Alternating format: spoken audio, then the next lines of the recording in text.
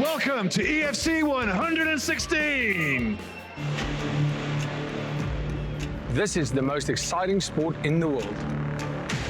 Looking back at EFC over the last few years, we've seen a really big growth just globally in the sport itself, as more and more fans are getting into it and watching it. But certainly one of the biggest changes or catalysts, so to speak, has been Dricus du Plessis winning the UFC Middleweight title at the beginning of 2024. That's just taken our growth to another level completely. It's been absolutely fantastic to see, so it's been an exciting time for us. The elbows are continuing, it's all done. It's over. What a win!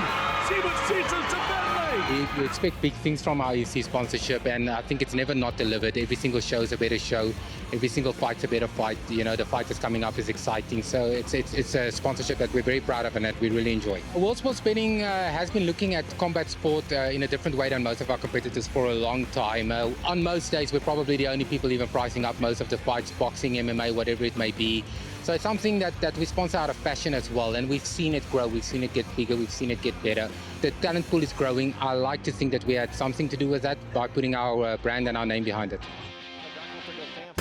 In total, over the last 15 years, we've had over 20 EFC athletes go on to compete in the UFC octagon. It just shows how quickly the sport has developed in Africa. Having someone like Dricus, who is a former EFC athlete, former EFC champion, go on to the UFC and then win and become a UFC champion, it has completely uplifted all of mixed martial arts in South Africa and Africa, because all these other athletes that you're seeing competing here tonight and the other 200 athletes on our roster, they go, hold on, if Dricus can do that, we can do that. You know, often Africans and South Africans have a mentality that outside of Africa is better than in Africa. Dricus winning shows that it's not. You know, we're just as good as them or better.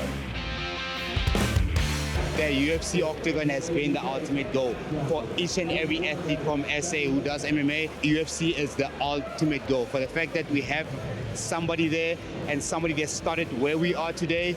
And I just know that all of us here and everybody here that really wants to get there, we are all on the right track, and it's possible, it can happen.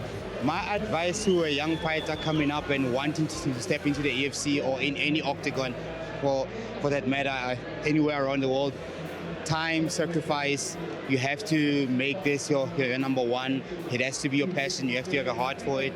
You have to really make time for it and go an extra mile. You know, do the things today that others won't do so that tomorrow you can have the things that others won't have.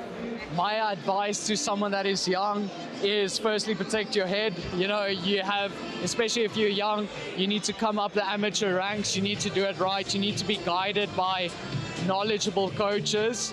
Stay excited, because people think we are years behind. We are not. We are on that level. We can compete with the best guys in the world.